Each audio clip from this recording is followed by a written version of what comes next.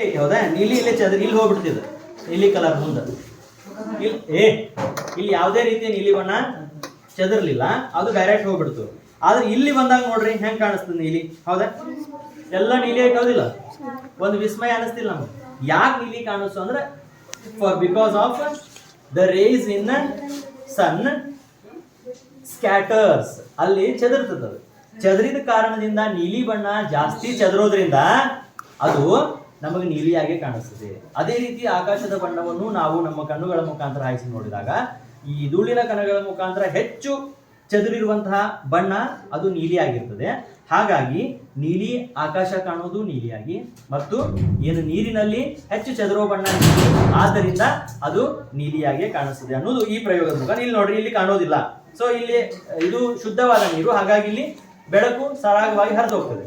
ಆದ್ರೆ ಇಲ್ಲಿ ಬೆಳಕು ಅಲ್ಲೇ ಒಳಗಡೆ ಏನಾಗ್ತದೆ, ಅದು ಸಂಕೀರ್ಣವಾಗಿ ಒಂದೇ ಕಡೆ ಇಟ್ಕೊಂಡು ಅದು ಸ್ಪ್ರೆಡ್ ಆಗ್ತದೆ. ಸ್ಪ್ರೆಡ್ ಆಗೋದ್ರಿಂದ ಇದು ಆಕಾಶದ ಬಣ್ಣ ನೀಲಿ, ಅದೇ ರೀತಿ ನಮ್ಮ ಏನು ಸಾಗರ ಸಮುದ್ರಗಳ ಬಣ್ಣ ಕೂಡ ನೀಲಿಯಾಗಿ ಕಾಣಿಸ್ತದೆ ಅನ್ನೋಕೆ ರಾಮನ್ ಪರಿಣಾಮ ಕಾರಣ ಆಗೈತಿ. ಸೊ ಹಾಗಾಗಿ ಇವ್ರಿಗೆ ನೊಬೆಲ್ ಪ್ರಶಸ್ತಿ ಸಿಕ್ತು. ಧನ್ಯವಾದಗಳು.